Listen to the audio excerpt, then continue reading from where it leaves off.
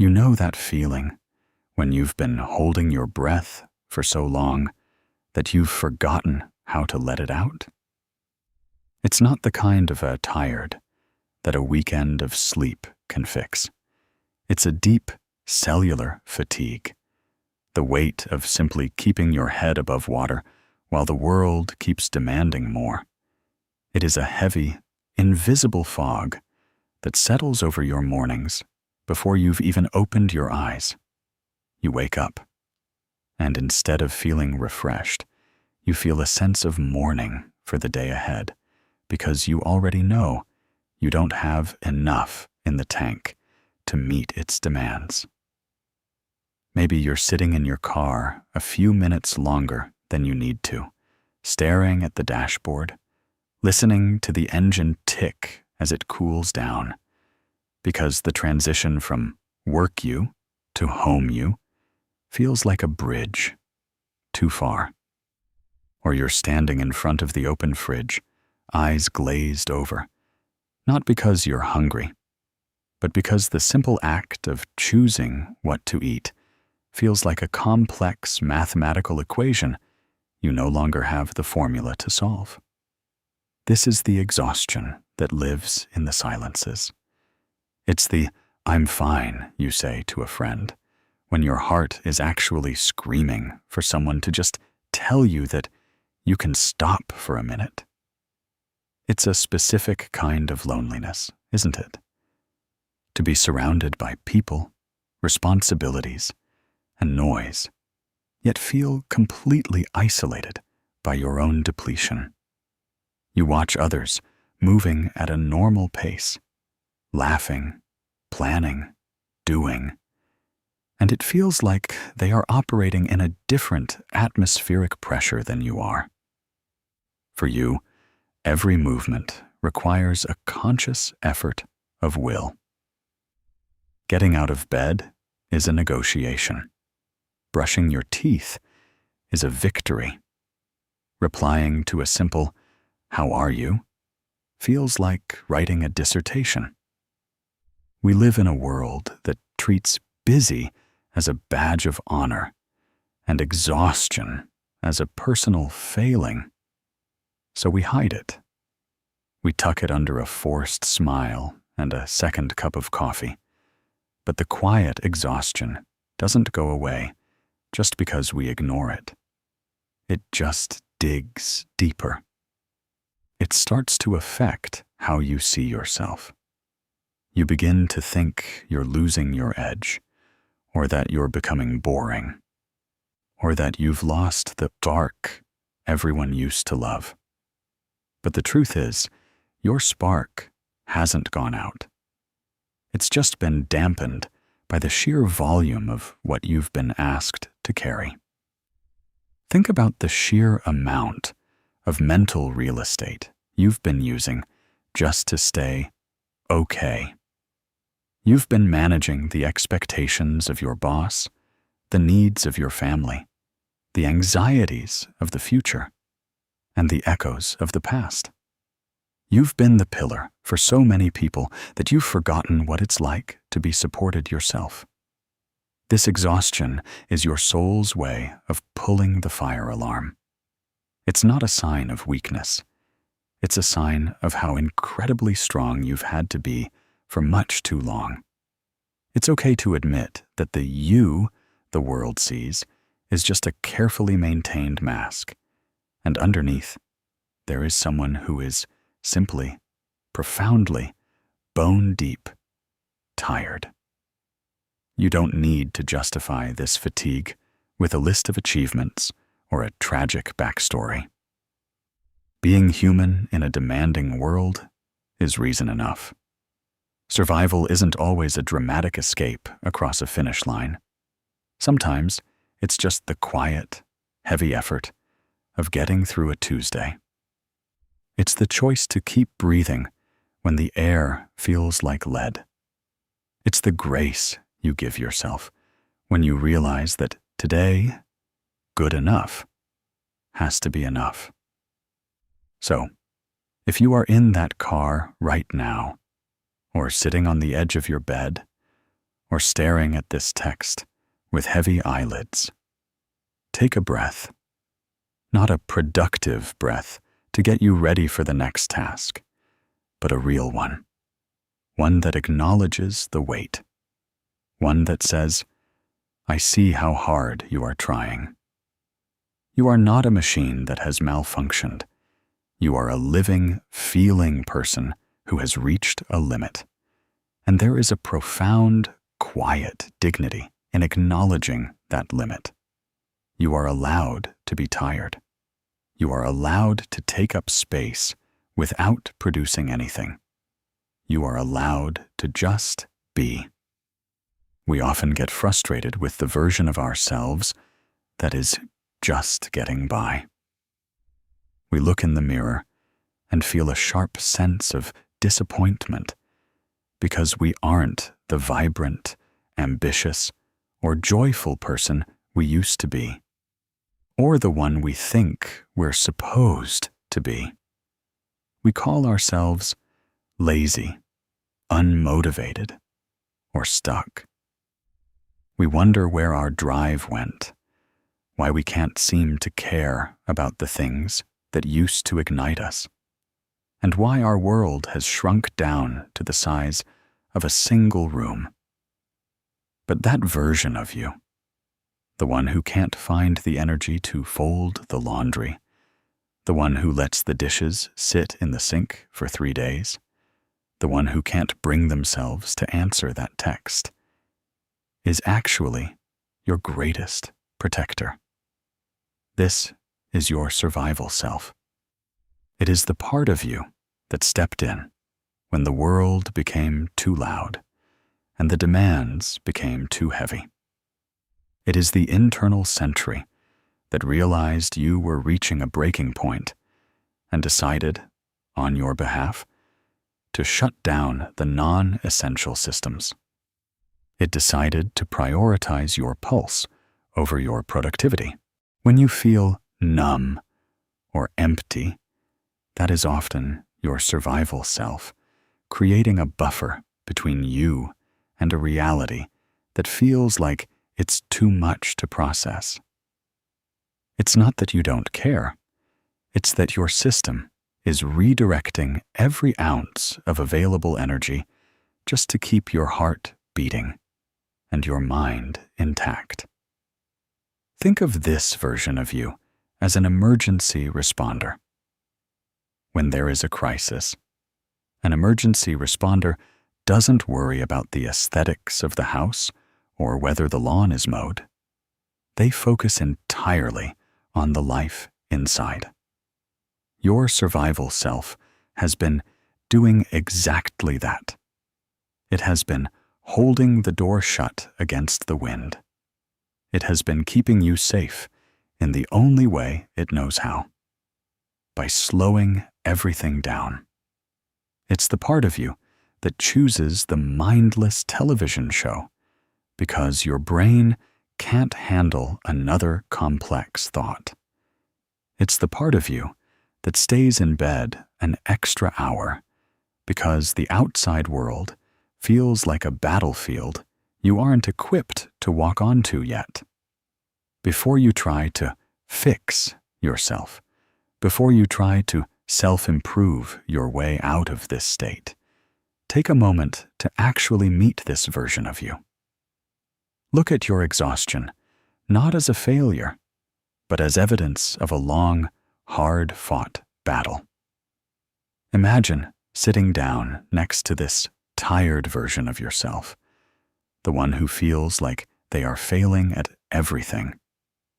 And instead of listing all the things they should be doing, you simply say, "Thank you for getting me this far." Acknowledge that this version of you is the reason you're still standing here today.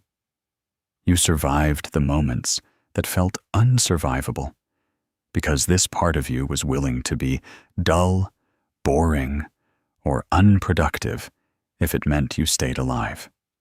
It took the hits so the core of you didn't have to. We spend so much time apologizing for our survival mechanisms, but we rarely stop to honor their loyalty. Your survival self has stayed awake so you could rest. It has carried the heavy stones so you wouldn't be crushed. Meeting this self requires a radical kind of honesty. It means admitting that you are not a superhero and that your resources are finite. It means realizing that getting by is actually a massive achievement when you are carrying a mountain on your back. When you stop fighting your survival self, the internal tension starts to ease.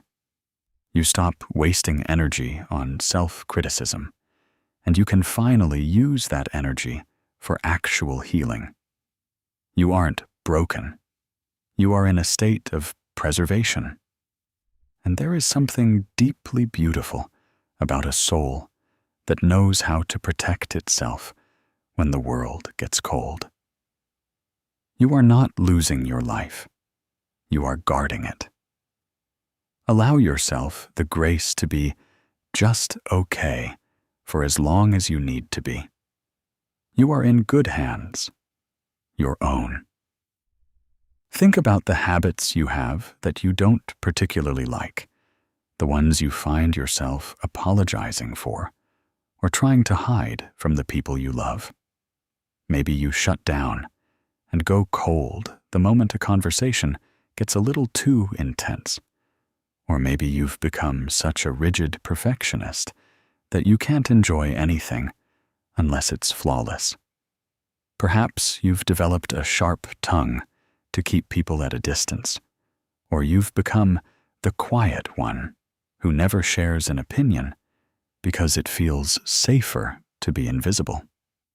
We often view these behaviors as character flaws or annoying personality traits, but they didn't start that way.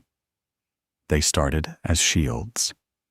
They were the armor you put on when the world felt like it was throwing arrows at your most vulnerable places.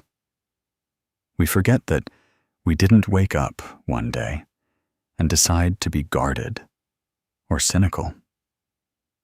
We became that way because at some point in our history, being open and soft didn't work. Being vulnerable led to being hurt, and being loud led to being soft. So, we started building. We forged plates of emotional steel out of our disappointments. We strapped on the heavy boots of self-reliance because we learned that we couldn't always count on the people who were supposed to catch us. Carl Jung once said, "I am not what happened to me. I am what I choose to become." To make that choice, though, to actually become something new, we first have to look at the armor we're wearing with a bit of genuine kindness instead of resentment. The problem is that armor is incredibly heavy. It's meant to be worn for a battle, not for a lifetime. When you wear a helmet for years, you forget what the sun feels like on your face. When you keep your chest plate tightened, it becomes hard to take a full, deep breath. You might find that you're constantly tired, not because of what you're doing, but because of the sheer weight of what you're carrying. You've been walking through your life prepared for an attack that happened a decade ago. You are protecting a version of yourself that has already moved on, yet the metal remains, clanking and cold, keeping the world out, but also keeping you trapped inside. Think of the walls you've built around your heart. You didn't build them because you were weak or because you were a cold person. You built them because you were brave enough to want to survive. You built them because, at one point, those walls were the only thing keeping you from falling apart. It is an act of love to protect yourself, But there comes a time when the war ends, and the armor is no longer a tool for survival. It becomes a cage. Learning to take off the armor is a slow, terrifying process. It feels like stepping out into a storm without a coat. Every time you choose to be honest about how you feel, every time you admit you're overwhelmed, every time you let someone see the part of you that isn't put together, you are unbuckling a strap. You might feel a strange sense of grief as you let these defenses go, because they've been your constant companions for so long. They've kept you company in the lonely hours. But as you lay the shield down, notice how much lighter your shoulders feel. Notice how much more room there is in your lungs. You don't have to throw it all away at once. You can start by just loosening the ties. You can acknowledge that while this armor saved your life once, you don't want it to define your life forever. You are allowed to be soft again. You are allowed to believe that the world might have something other than arrows for you. You are more than the defenses you built to survive the hard years. You are the living, breathing person underneath the metal. And that person is finally ready to be seen. When you've lived in survival mode for a long time, your world starts to become very small. It's as if the horizon has been pulled in close, and all you can see is the immediate ground beneath your feet. You stop looking at the stars, or the trees, or the faces of the people you love, and you start looking for the tripwires. You are constantly scanning for the next thing that might go wrong, the next bill that might arrive, the next person who might be disappointed in you, or the next shift in the atmosphere that signals trouble. This is constant vigilance, the state of being on even when there is no reason to be. It is absolutely exhausting to live your life as a sentry. Your nervous system was never designed to stay in a state of high alert for months or years at a time. It's like keeping a car engine revving in neutral. You aren't going anywhere, but you are burning through your fuel at an alarming rate. You might find that your memory has become a bit foggy, or that you lose your keys more often, or that you can't remember what you read 5 minutes ago. You might feel irritable or jumpy, reacting to a loud noise or a sudden question as if it were a physical threat. Please understand, this is not a defect in your character or a sign that you are losing your mind. It is a physiological response to a long-term burden. Your brain is simply diverting energy away from luxury functions like memory and creativity because it believes it needs every spark of power to keep you safe from a perceived emergency. The cost of this vigilance is the loss of the present moment. When you are always preparing for the future catastrophe, you can never truly inhabit the now. You are physically in the room, but your mind is 10 steps ahead, trying to troubleshoot problems that haven't even happened yet. You can't enjoy the coffee in your hand because you're worried about the meeting this afternoon. You can't feel the warmth of a hug because you're wondering when the other person will eventually leave. You are living in a state of pre-grieving and pre-stressing, trying to pay the interest on a debt you might not even owe. Think about how much energy it takes to keep your muscles tense, your jaw clenched, and your heart racing. Think about the mental bandwidth it takes to constantly read the room and adjust your behavior so you don't cause a ripple. This hyper-awareness was likely a survival skill you learned very early on. Perhaps you had to be the one who kept the peace, or the one who sensed when a parent's mood was shifting, or the one who had to grow up much too fast. You became an expert at anticipating needs and dodging shadows. But that expertise has come at a high price. It has cost you your peace. It has cost you the ability to feel truly relaxed in your own skin. Living this way makes everything feel like a chore. Even the things that are supposed to be fun feel like another task to manage, another performance to give. You are perpetually waiting for the other shoe to drop. And because you are waiting for it, you can never truly sit down and rest. But here is the truth. You cannot prevent the storms of life by staying awake forever. You cannot control the world by worrying about it more. The emergency you are bracing for may have already passed, or it may never come at all. It takes a tremendous amount of courage to tell your nervous system that it can stand down.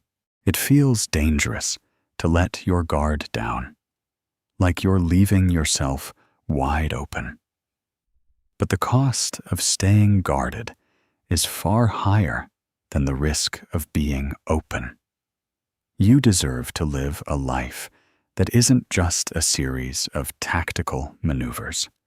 You deserve to look up from your feet and see the horizon again. The other shoe may or may not drop, but in the meantime, you are allowed to take off your own heavy boots and feel the cool grass beneath your feet. You have done your duty. You have kept watch for long enough. You are allowed to be safe now. There is a strange, hollow gap between who we were before the struggle and who we want to be after it. It's an intermediate space that no one really prepares you for. The middle ground, where the crisis has mostly passed, but the healing hasn't quite taken root yet. It feels like living in a house with no furniture. It's echoey, unfamiliar, and a little bit cold. You aren't in the heat of the fire anymore, but you are still covered in soot.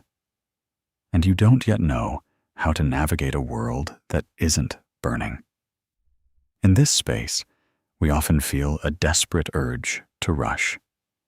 We want to sprint toward the healed version of ourselves.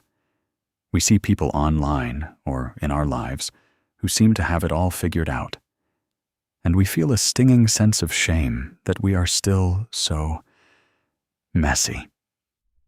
We want to be the version of us that has a morning routine, a clear career path, and a heart full of gratitude.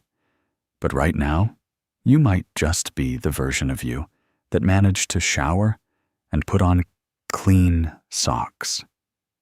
And that feels like a failure, only because we've been taught that progress must always be a straight line pointing upward. But there is a necessary season of just being tired.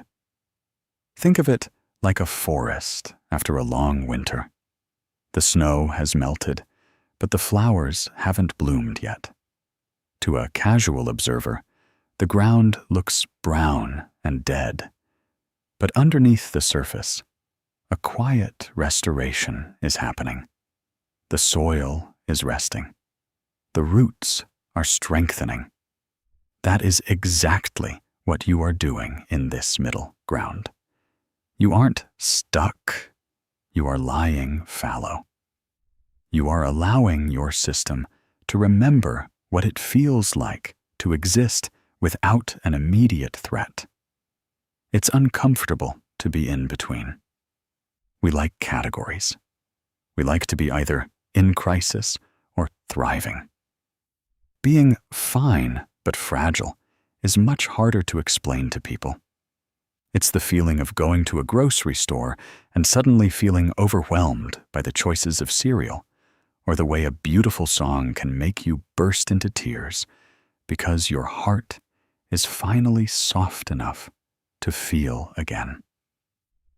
This middle ground is where the true work of self-discovery happens, not in the grand breakthroughs, but in the quiet moments where you decide not to push yourself quite so hard. You don't have to have a 5-year plan right now. You don't even need a 5-day plan. In the middle ground, the only plan that matters is the one that gets you through the next hour with a little bit of dignity.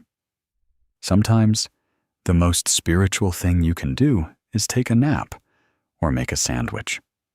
When we stop trying to bridge the gap through sheer force of will, we realize that the gap is actually where we learn to breathe again. We often think of healing as a destination, a place we arrive at where we are finally fixed. But perhaps healing is just the act of being okay with the middle. It's the moment you stop apologizing for being in progress. It's the realization that you don't need to be fully recovered to be worthy of love and respect. You are allowed to be in the messy, quiet, uncertain middle for as long as it takes. You don't have to be the before or the after. You are allowed to just be the during. Give yourself permission to sit in the empty house for a while. You don't have to decorate it yet. You don't have to invite people over. You just have to learn how to live in these new walls. The person you were is gone, and the person you will become is still being formed. But the person you are right now, the one sitting in the middle of the transition, is the one who needs your kindness the most. You are moving forward, even when it feels like you're just standing still. Trust the pace of your own heart. It has carried you this far. It knows the way home. It's easy to love the parts of ourselves that are successful, kind, or put together. We have no trouble embracing the side of us that shows up on time, helps a friend in need, or achieves a long-held goal. But it is much, much harder to love the parts that are irritable, fearful, jealous, or completely burnt out. These are the parts we try to hide in the basement of our psyche, hoping that if we don't look at them, they might eventually disappear. Jung observed that the most terrifying thing is to accept oneself completely. This includes the version of you that is currently struggling to keep up, the one who feels bitter that life is so hard, or the one who feels a secret sense of resentment toward those who seem to have it easy. When we are just trying to survive, our shadow often becomes more visible. We might find ourselves snapping at people we love, or feeling a heavy, dark cloud of apathy that we can't shake. We judge ourselves for these feelings. We tell ourselves that we are becoming a bad person, or that we are ungrateful. But when we reject these parts of ourselves, we create an internal war that drains even more of our limited energy.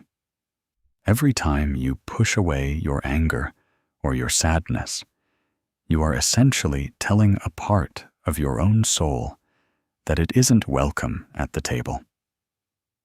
Healing begins when we stop seeing our exhaustion or our darker emotions as enemies and start seeing them as signals. Your irritability isn't a character flaw. It's a boundary that's been crossed too many times. Your apathy isn't laziness. It's a protective layer of ice over a heart that was getting too hot from the friction of stress. When we integrate these parts, we aren't saying that we want to stay angry or stuck forever. We are simply acknowledging that these feelings have a right to exist. They are part of the survival self that helped us endure the cold. Imagine for a moment that these difficult parts of you are like a younger version of yourself who is scared and acting out because they don't know what else to do. If a child were crying or shouting because they were overwhelmed, you wouldn't tell them they were bad. You would ask them what they needed. Integrating the shadow is the adult version of that. It's sitting with your own discomfort and saying, I see you. I see that you are angry. I see that you feel like giving up. And you are still allowed to be here. When you stop fighting yourself, something miraculous happens. The dark parts lose their power to control you. The shadow only grows more distorted when it's shoved into the dark. Once you bring it into the light of your own compassion, it begins to soften. You realize that your weakness is often just a mislabeled need for rest, and your negativity is often just a deep, unmet need for honesty. You don't have to be a perfect, glowing beacon of light to be a whole human being. A tree needs its roots in the dark soil just as much as it needs its leaves in the sun. Accepting yourself completely means letting go of the ideal version of you, the one who never struggles and always knows what to say, and embracing the actual human being who is currently tired and doing their best. It means recognizing that your scars, your fatigue, and even your mistakes are part of the texture of your life. They aren't stains on your record. They are threads in your tapestry. By loving the parts of you that are just trying to survive, you stop being your own harshest critic and start being your own safest sanctuary. You are a whole person, shadows and all. And that wholeness is where your real strength lives. In a world that measures your worth by how much you can produce, how fast you can move, and how efficiently you can solve problems, choosing to rest is not just a personal choice. It is a form of quiet, beautiful rebellion. We are constantly flooded with messages telling us that we should be optimizing our lives, that every spare second should be spent learning a new skill, building a side hustle, or checking something off a list. In that environment, the version of you that is just trying to survive feels like a failure. But what if we flipped the script? What if we decided that simply existing without performing was the ultimate act of courage? This rebellion doesn't have to be a grand, loud gesture. It doesn't mean quitting your job or moving to the mountains, though sometimes we wish we could. Most of the time, the most powerful rebellions happen in the smallest moments of your day. It's the moment you choose to eat a meal without looking at your phone to stay informed. It's the moment you let a deadline slide for 30 minutes because your soul needs to watch the way the light hits the wall more than it needs to send that email. It's the choice to say no to an invitation, not because you're busy, but because you are protecting the tiny flicker of energy you have left. When you are in survival mode, you feel like you owe the world your constant attention as payment for your existence. You feel like you have to earn your place by being useful. A small act of rebellion is looking at the piles of laundry or the unread messages and saying, "I see you, but you do not get to have me today." It's the radical act of being behind and refusing to apologize for it. When you stop saying sorry for the slow reply or sorry the house is a mess, you are reclaiming your right to be a human being instead of a machine. You are telling the world, and more importantly, your own nervous system, that your value is not tied to your output. These small choices are the signals that tell your survival self that the emergency is starting to fade. Every time you do something unproductive just because it feels good, like feeling the texture of a soft blanket, or taking the long way home to see the trees, or sitting in silence for 5 minutes, you are proving to yourself that it is safe to start coming back to the surface. You are building a bridge out of survival mode, one tiny plank at a time. You are teaching your heart that it is allowed to want things, not just survive things. Think about the parts of your day where you feel the most pressure to perform. Now, find one tiny way to fail at that performance on purpose. Leave one dish in the sink. Leave one text unread. Let one thought go unfinished.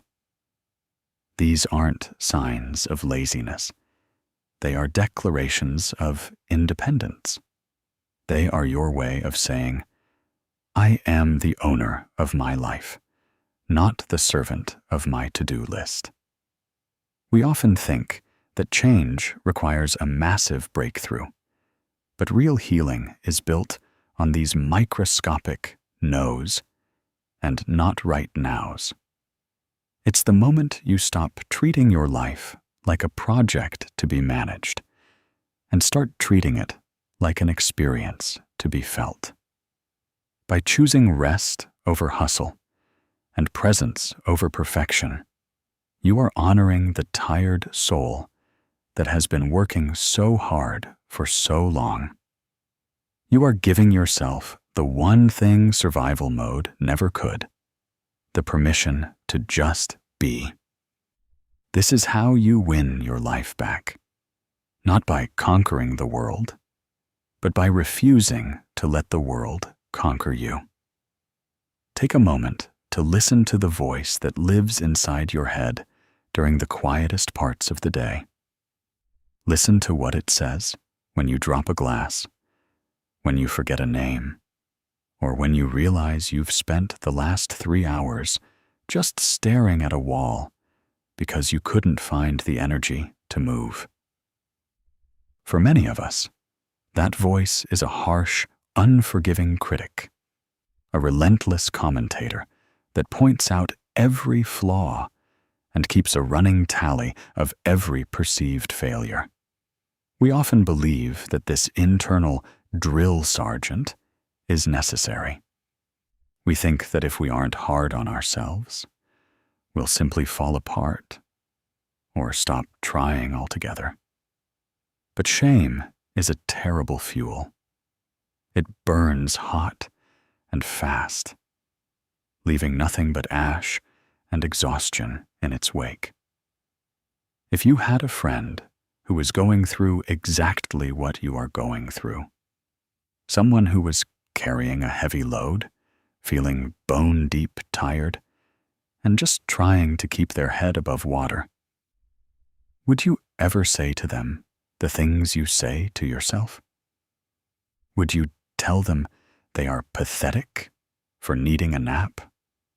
Would you call them useless because they haven't finished a project? Of course not. You would likely speak to them with a softness that recognizes their humanity. You would offer them a seat and a glass of water.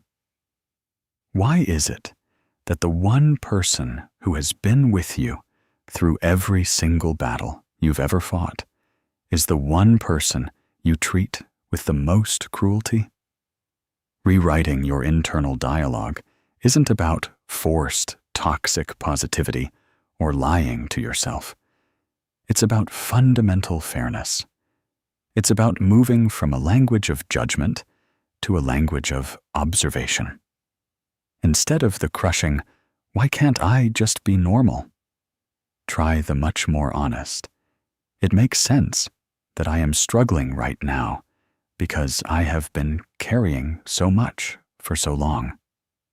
When you shift from "I am failing" to "I am having a hard time," you change the entire chemistry of your inner world. You move from being the person under attack to being the person providing the support. Think about the phrases you've lived with for years, the ones that feel like permanent truths.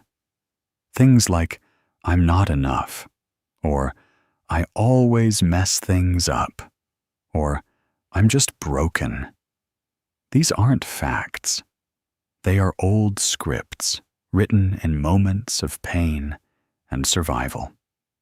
You can start to edit them. When that voice starts to yell, you are allowed to talk back to it. You can say, "I hear that you're scared, but I'm doing the best I can with what I have today." You can choose to be the gentle parent to your own hurting heart. Compassion isn't an excuse to stop growing. It is the safe environment that actually makes growth possible. This change doesn't happen overnight.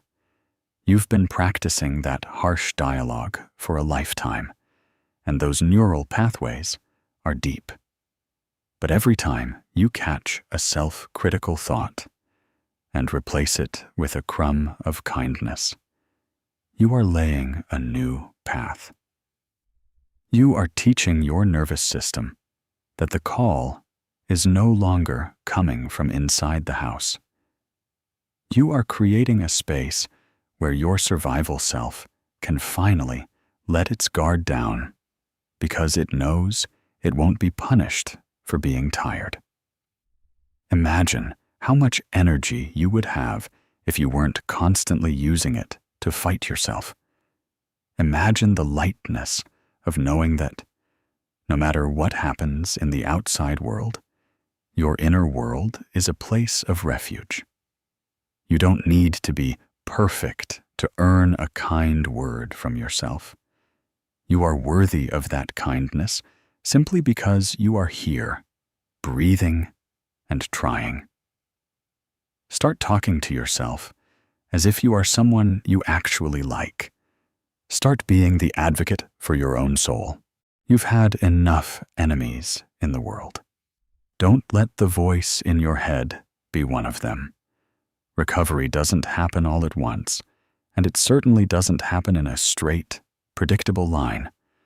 We often imagine that healing will be like a light switch, that one day we will wake up and the fog will be gone, our energy will be restored, and we will step back into our lives as if no time had passed. But the reality is much more subtle and much more fragile. It's more like the tide coming in at dawn, a little bit of progress at a time, sometimes retreating back into the shadows before moving forward again. You might have a Tuesday where you feel a flicker of the old you, a day where you laugh genuinely or feel a spark of curiosity about a project. And then you might be followed by 3 days where the weight returns, and you want nothing more than to hide from the world. Please do not see those quiet days as a sign that you are failing or that you've lost the ground you gained. They aren't a relapse. They are just the rhythm of the process. Your soul is not a machine that can be rebooted. It is a living ecosystem that needs time to stabilize after a long winter. As Jung noted, your visions will become clear only when you can look into your own heart. Looking into your heart means having the patience to see the fatigue and the hope existing at the exact same time. It means being okay with the fact that you are under construction. This slow return is often marked by very small, almost invisible shifts. It's the day you realize you haven't been clenching your jaw for the last 10 minutes. It's the moment you find yourself looking at the colors of the sunset and actually feeling them, rather than just noting that the sun is going down. It's the first time you make a plan for the future, even if it's just a plan for next Saturday, without a cold shiver of dread. These are the green shoots appearing in the burnt forest. They are tiny, they are vulnerable, and they require you to protect them. In this stage, you might feel a strange sense of grief for the person you used to be. You realize that you can't simply go back to the way things were, because the struggle has changed the very landscape of who you are. You are becoming someone new, someone who is perhaps a bit quieter, a bit more guarded with their energy, but also someone who is much more profound. The return to self isn't about finding a lost version of you. It's about integrating everything you've been through into a new, more resilient whole. There will be moments of frustration where you want to scream at the slowness of it all. You'll want to demand your old life back. When those moments come, try to remember that you are healing on a cellular level. You are rewiring years of survival habits. You are teaching your heart that it is safe to beat for something other than fear. You cannot rush a flower into blooming, and you cannot rush a soul into wholeness. Be gentle with yourself on the days when the progress feels invisible. On the days when you feel like you've taken 10 steps back, remind yourself that even the tide has to pull away from the shore before it can come back in with more strength. You are not losing. You are adjusting. You are learning to walk again in a world that no longer feels like an emergency. Trust the pace. Trust the quiet. Trust that even when you can't feel it, the sun is rising, and the version of you that is whole and at peace is waiting for you just a little further down the path. You don't have to run to meet them. You just have to keep putting one foot in front of the other. One day, you will look back on this version of yourself, the one who was tired, the one who was just trying to survive, and you will realize how incredibly brave you were. Right now, it might feel like you've been standing still, but in reality, you have been navigating a vast and treacherous landscape. You have survived the days you didn't think you could. You carried the weight of every silent battle and every hidden tear until you finally found a place where it was safe to put them down. To love yourself now isn't about ignoring your struggles or pretending they didn't happen. It's about recognizing that the version of you that is just trying to survive, is actually the hero of your story.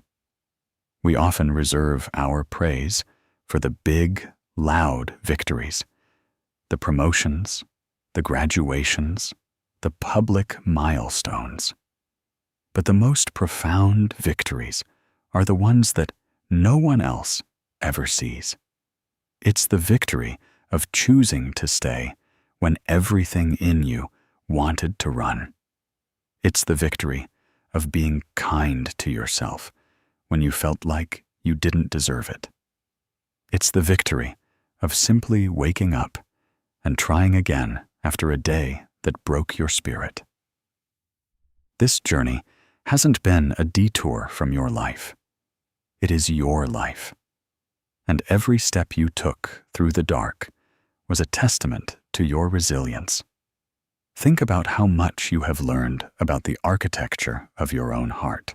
You know now what it feels like to be at the absolute end of your rope and still find an inch of slack. You know what it feels like to be your own only friend in the middle of the night. This knowledge is a hard-won treasure. It has given you a depth of empathy that you could never have gained in the sunshine. Because you have known the quiet exhaustion, you will be able to recognize it in others. Because you have learned to love your own tired soul, you will know how to love the tired souls of the world with a grace that is real and unshakable. Honoring the journey means letting go of the what-ifs and the should-haves. It means accepting that your path had to look exactly like this for you to become the person you are today. You aren't behind in life. You aren't a late bloomer. You are a person who went through a long, difficult winter and is finally feeling the first hints of spring. There is no shame in the time it took to survive. There is only honor in the fact that you made it through. As you move forward, carry the lessons of your survival self with you, but leave the heaviness behind. You don't have to be the person who carries the world anymore. You are allowed to be the person who enjoys the world. You are allowed to rest without feeling guilty. You are allowed to heal at your own pace, in your own way, without answering to anyone's timeline but your own. Take a moment to look at your hands, at your reflection, at the life you have guarded so fiercely. You are a miracle of persistence. You have done the hard work of staying. And now you get to do the beautiful work of living. You are allowed to be happy. You are allowed to be whole. You are already enough, exactly as you are in this very moment. The version of you that was just trying to survive did its job perfectly. It brought you here. And here is a beautiful place to begin again. So here we are, at the edge of the woods. If you've spent this time listening and reflecting, perhaps you feel a little more seen, or perhaps you just feel a little more tired. Both are okay. The process of looking at our own exhaustion is, in itself, an exhausting act. But as you move back into the rhythm of your life, I want you to carry one small, quiet truth with you. You do not owe the world a fixed version of yourself. We often think that once we understand our survival mode, we have to immediately graduate into a life of constant joy and peak performance. But that is just another mountain to climb. The real goal of loving the version of you that is just trying to survive isn't to make that version disappear. It's to make that version feel safe enough to finally sit down. It's about building a life where you don't have to be a hero every single day just to feel worthy of your own breath. You might still have mornings where the weight feels heavy. You might still have moments where you reach for your old armor. When that happens, don't judge yourself. Just notice it. Say, "Oh, I see. I'm feeling scared again. My survival self is trying to protect me." And then, see if you can offer that part of you a little bit of space. You aren't going backward. You are just being human. The you that exists on the other side of survival isn't a perfect person. They are a person who knows their limits. They are a person who values their peace over their productivity. They are a person who has learned that the most important relationship they will ever have is the one happening right now, in the quiet, between their own thoughts. As you close this chapter, take a deep, slow breath, the kind you forgot how to take when the world was too loud. Feel the ground beneath you. Notice that, despite everything, you are still here. Your heart is still beating. Your soul is still intact. You have survived the storm. And now the sky is finally starting to clear. You don't have to rush toward the sun. You can just sit here in the soft, early light and realize that you have already done the hardest part. You stayed. And that is more than enough.